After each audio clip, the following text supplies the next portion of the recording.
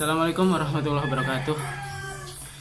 Ila hadratina bil Mustafa Rasulullah sallallahu alaihi wasallam wa ala alihi washabihi wa kiram.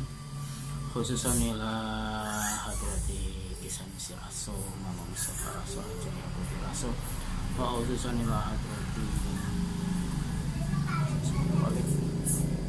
sing kanggo wong-wong sing sampun ninggal, untuk orang-orang yang sudah meninggal, keluarga kita, keluarga sampean, khususan ila rohani, guru-guru lan murid-murid SMPN Wanasari, wa khususan ila rohani Mama Haji Wan Masjid Rasul. Al-Fatihah. A'udzubillahi minasyaitonir rajim. Bismillahirrahmanirrahim. Kita ketemu lagi dengan pelajaran Aswaja KNU-an. Halo anak-anak, mana Mbak, kabarnya Mbak, Mas, sehat-sehat semuanya kan? Semoga di masa pandemi ini kita tetap dikaruniai tubuh yang sehat, jiwa yang sehat, pikiran yang sehat. Jangan lupa kalau pergi-pergi pakai masker, habis pergi cuci tangan, pakai sabun. Ya, kita ke materi. Materi kali ini adalah kerajaan-kerajaan Islam di Indonesia. Di Indonesia itu pernah berdiri kerajaan-kerajaan Islam, baik yang masih ada maupun yang sudah tinggal sejarah. Yang pertama adalah Kerajaan Samudra Pasai. Kerajaan Samudra Pasai berada di dalam wilayah Kabupaten Aceh Utara, tepatnya di muara Sungai Pesangan. Gimana ya bacanya? Pesangan. Karena letaknya sangat strategis, berada di jalur lalu lintas pelayaran dan perdagangan dunia, Samudra Pasai menjadi pusat perdagangan kepulauan Indonesia dengan Gujarat, India, dan Cina. Nah, jadi zaman dulu pedagang-pedagang dari Arab, dari India, dari Gujarat, dari Cina itu untuk belanja rempah-rempah dan belanja kekayaan alam lainnya di Indonesia, di Nusantara, itu banyak yang bersandar atau berlabuh di Samudra Pasai. Kerajaan Samudra Pasai juga memiliki mata uang sendiri, yaitu emas, perak, dan timah. Pendiri Kerajaan Samudra Pasai adalah Malik As-Saleh. Nah, Malik As-Saleh ini dalam kepemerintahannya beliau menerapkan agama Islam sebagai agama resmi kerajaan dengan menggunakan mazhab Imam Syafi'i. Tapi beliau juga tetap menaruh hormat terhadap agama lain seperti Hindu, Buddha, dan agama-agama yang lainnya. Juga masih memberi kesempatan sebebas-bebasnya kepada umat muslim untuk bermadhab selain madhab Imam Syafi'i. Kemudian setelah Malik As-Saleh diganti oleh putranya yang bernama Sultan Muhammad Malik At-Thohir. Dia juga selain seorang raja, dia seorang alim, dia seorang fuqaha. Fuqaha itu ahli fikih dan merupakan pengikut mazhab Imam Syafi'i juga. Beliau Sultan Muhammad Malik At-Thohir ini sangat menguasai bahasa Arab. Nah, beliau sangat sederhana dengan memakai pakaian kebesarannya bukan pakaian kebesaran seorang sultan, tapi pakaian kebesaran fuqaha atau ahli fikih atau ulama. Dan beliau juga sering berjalan kaki ketika berangkat sholat Jumat. Nah, pada tahun 1521 Samudra Pasai dikuasai oleh Portugis selama 3 tahun. Yang kemudian pada tahun 1524 dikuasai oleh Ali Mughayat Shah dari Aceh. Yang selanjutnya akhirnya Kerajaan Samudra Pasai berada di bawah kekuasaan Kerajaan Aceh Darussalam. Nah, itu sekilas tentang Kerajaan Samudra Pasai ya anak-anak. Jadi Kerajaan Samudra Pasai hilang atau melebur ke Aceh Darussalam itu pada tahun 1524. Yang kedua adalah Kerajaan Perlak. Perlak ini masih di Pulau Sumatera, tepatnya di Sumatera bagian utara, yang didirikan pada tahun 1161 oleh Sultan Alauddin setelah Kerajaan Sriwijaya melemah. Yang ketiga ada Kerajaan Aceh Darussalam, seperti yang tadi Bapak singgung pada Kerajaan Samudra Pasai. Kerajaan Aceh Darussalam didirikan oleh Ali Mughayat Shah. Kerajaan Aceh Darussalam ini adalah penyatuan dari dua kerajaan, yaitu Kerajaan Mahkota Alam dan Kerajaan Darul Kamal.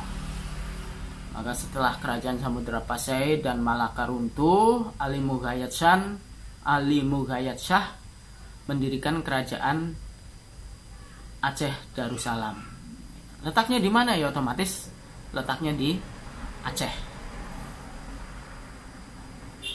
Kemudian Ali Mughayat Shah mengembangkan wilayah dakwahnya pada tahun 1524 Masehi tadi ke wilayah-wilayah seperti Daya, Pidi, Pasai, dan Deli. Yang tak lama setelahnya Ali Mughayat Shah wafat, yang kemudian diganti oleh adiknya yang bernama Sultan Alauddin Riayat Shah, atau yang bergelar Al-Kahar, sang penakluk. Nah, Aceh melemah setelah VOC semakin kuat di Nusantara. Yang nomor 4 adalah Kerajaan Demak.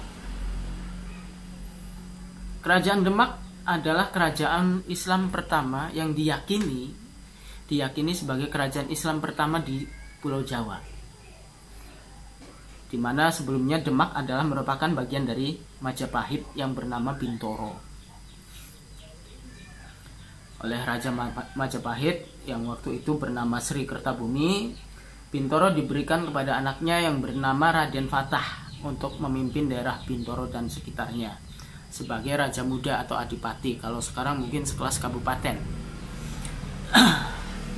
Nah, setelah Majapahit mundur, terjadi kemunduran.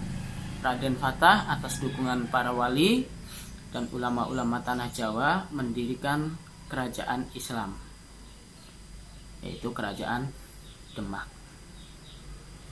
Setelah Raden Fatah diganti oleh Adipati Unus, hanya sebentar, hanya 3 tahun.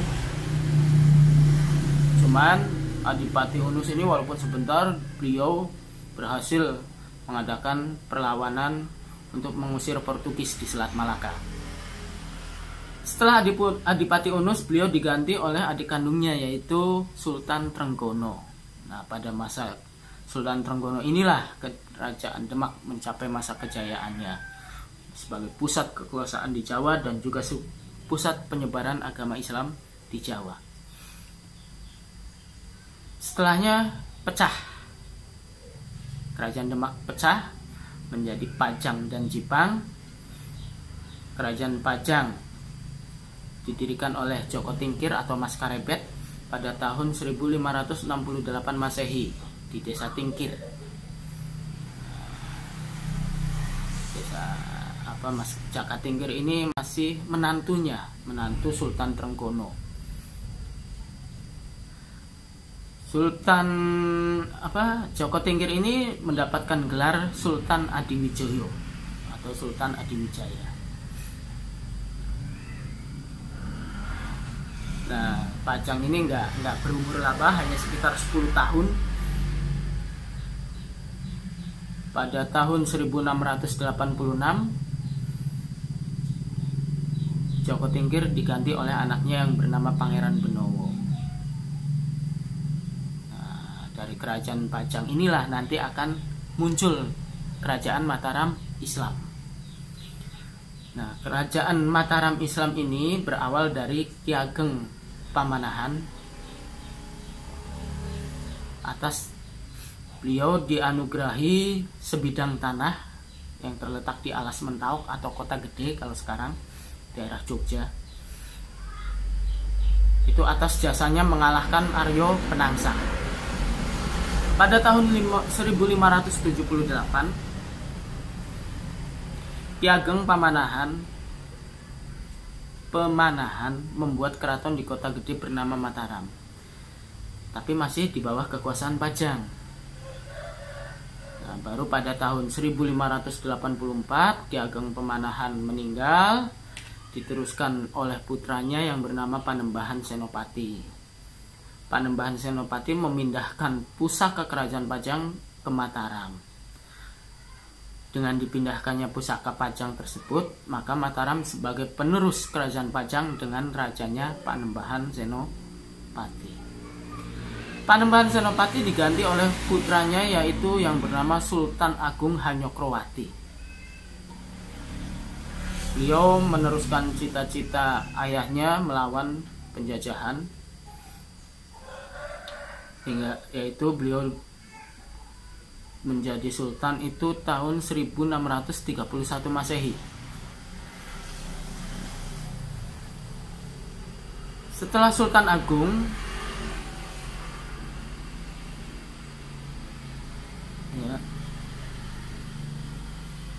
Mataram mengalami kemunduran.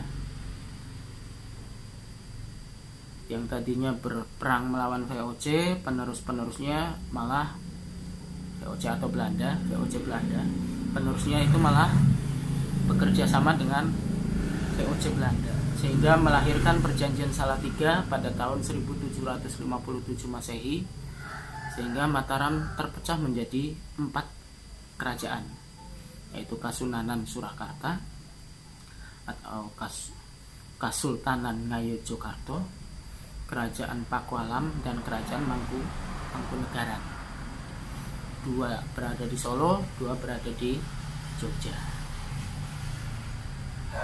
Walaupun sampai sekarang masih ada. Di Solo ada Kasunanan Surakarta dan Pakualam, Keraton Pakualam, Mangkunegaran. Kalau yang di Jogjanya ada Kasultanan Ngayogyakarta dan Pakualaman. Berikutnya Cirebon. Nah, kerajaan Cirebon ini didirikan oleh putra dari Raja Pajajaran, yaitu Walang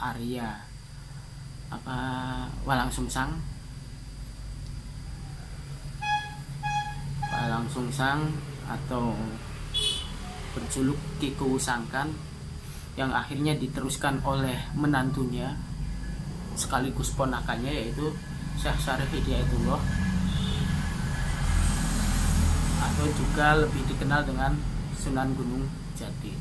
Nah, pada masa kerajaan Cirebon ini dakwah Islam terus berkembang sampai Majalengka, Kuningan, Galuh, Sunda Kelapa, dan Banten. Nah, khusus wilayah Banten akhirnya mendirikan kerajaan tersendiri sebagai pusat pengembangan Islam dan kerajaan, dan juga pusat perdagangan di wilayah Jawa bagian barat. Kerajaan Banten, raja yang pertamanya yaitu putra dari Sunan Gunung Jati, yaitu Maulana Hasanuddin. Setelah Sultan Maulana Hasanuddin meninggal, digantikan oleh anaknya Maulana Yusuf. Nah, cuman akhirnya kerajaan Banten runtuh karena